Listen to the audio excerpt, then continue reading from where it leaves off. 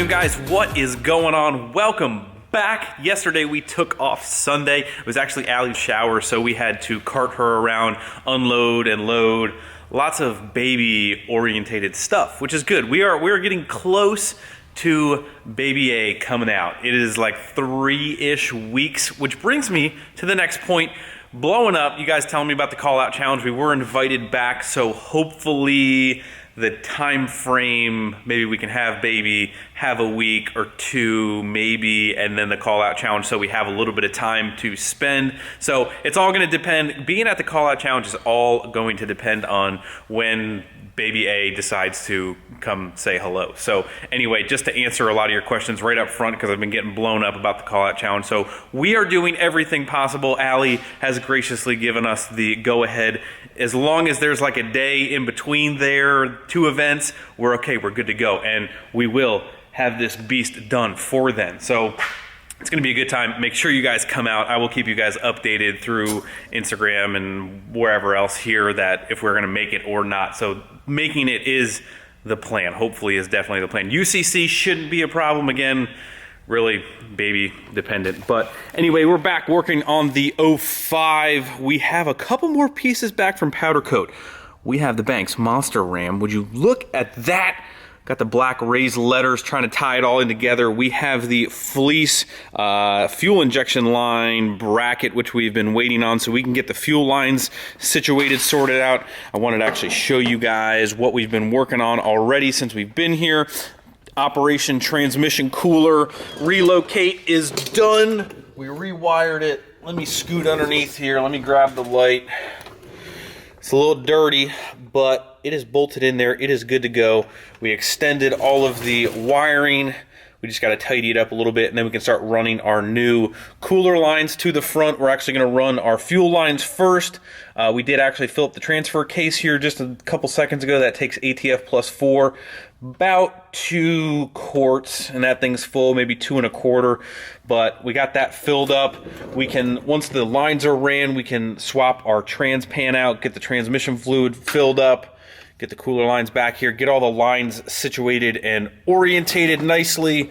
But that is what we are working on today. I think once all of the wiring and lines from the back have been run to the front, I think we're pretty much only dealing with front fenders forward and getting the engine wiring wrapped up. We are getting very, very, very, very close to firing this thing off, which I am just too excited for. I think the only parts that we're really waiting for at this point are just some powder coat parts and tuning, retuning this beast, and these upper and lower valve cover gaskets, which we're gonna do, and then just whatever else. I never know what I'm missing until it gets to that point, because this all flew apart, you know, within a day or so. But starter's back in. Figured out the starter was actually a non-issue. It was more of a Greg issue, but anyway, that's not an issue. Original starter's back in. We're good to go. Everything is tightened, good to go. I'm saying good to go a lot, aren't I? You guys always tend to point those things out, but we're gonna keep plugging away here, guys. A lot of under the truck stuff is really hard to see. We don't really have a lift here, so I can shine some lights up and give you guys a better angle, but we're really just running lines, tidying up wiring, and yeah, that's it. I'll catch up with you guys.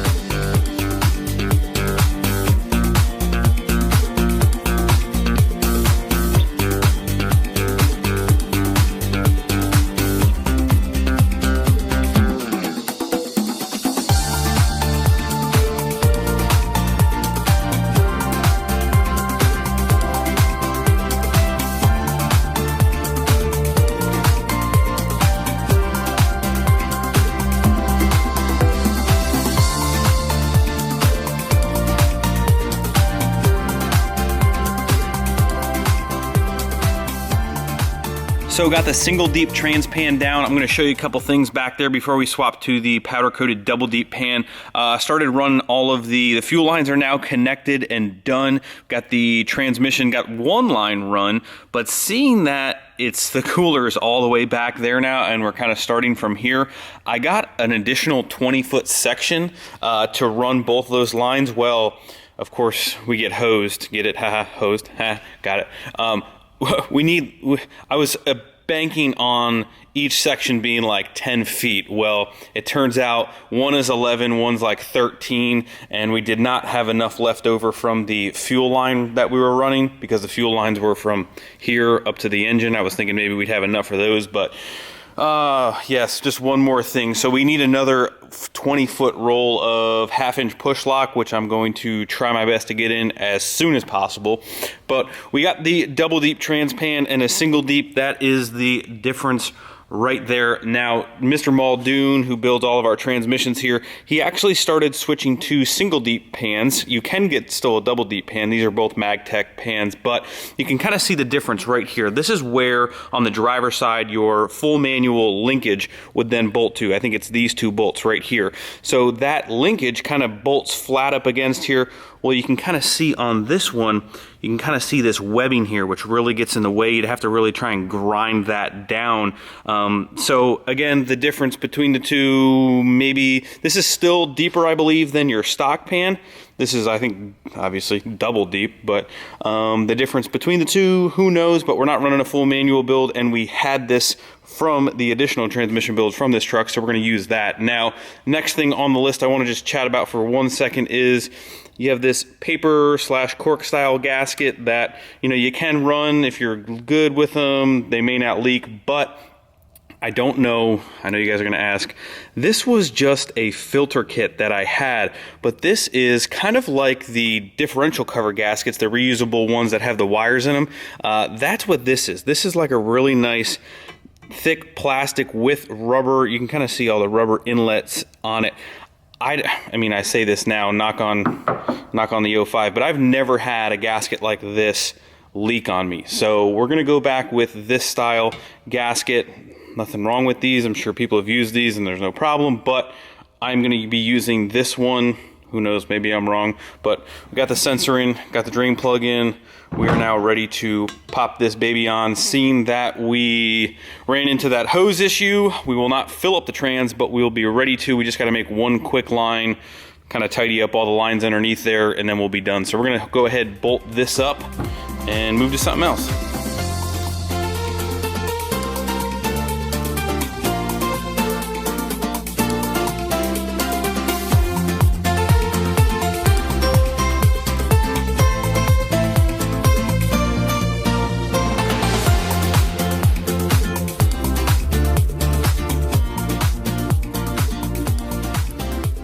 She's starting to look like an engine now.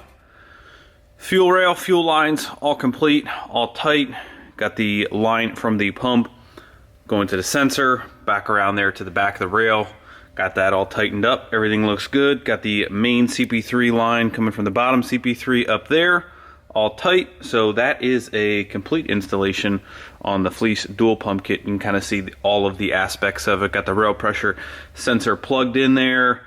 Just one more thing plugged in. We'll get the injector harness plugged in when that gasket comes, like I've mentioned. And there's a couple other sensors that need to go in the intake horn, which we will put on probably when we're finished cleaning and tidying up all the wirings back there. So the other thing that we are still waiting on is our Steed Speed manifold. I keep forgetting about that. Our little bell housing adapter plate cover down there too. Yeah.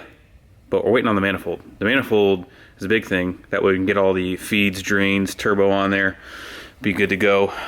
Did get the transmission pan on there. This is like one of my favorite views, like when you're really, really low, you can like just see the pan sticking out there. Looks good. That's all tightened up. And that is pretty much probably going to be a wrap for this evening. We're kind of running out of things to do without these little miscellaneous things. Man, we are getting close to firing this thing up, guys. We actually have one thing in the P.O. box. This is from Aaron in Virginia. Now, if I had to guess the size here, it's about this wide. It's about that. If I had to guess, I'm saying this is a license plate.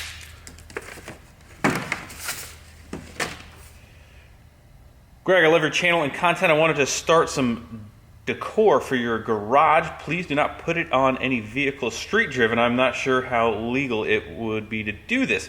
I want to see if you can collect all 50 state plates. I want to be the first To start it, feel free to check out my small YouTube channel, Instagram, McMuscle3. I recently purchased a 4th gen Cummins and would be GREGA approved. It's a blackout edition, fit nicely in your fleet. Well, if it's black, it fits, let me tell you that much. This came off my Z01 Camaro. I traded in for the truck. I was going to build a drag car out of it, but my plans changed. All right, let's check this plate out. Virginia, and he even said on here, Dragon U. It's not a dragon, it's Dragon U. Anyway, thank you very much, Aaron. I appreciate it. Dragon U. If you guys are still confused about this, let me use this in a sentence for you. GREGA be Dragon U, John Doc. That's what this means. So I'm just kidding, John. I love you. Just don't cry on me now. I know you cry every time I try and play a joke on you. But anyway, guys, that is pretty much going to do it for this video. Got some things done as usual, which is always a successful day in my book. Thank you guys for watching. Hit that thumbs up before you leave. Subscribe if you have not already. I'll see you tomorrow. See you.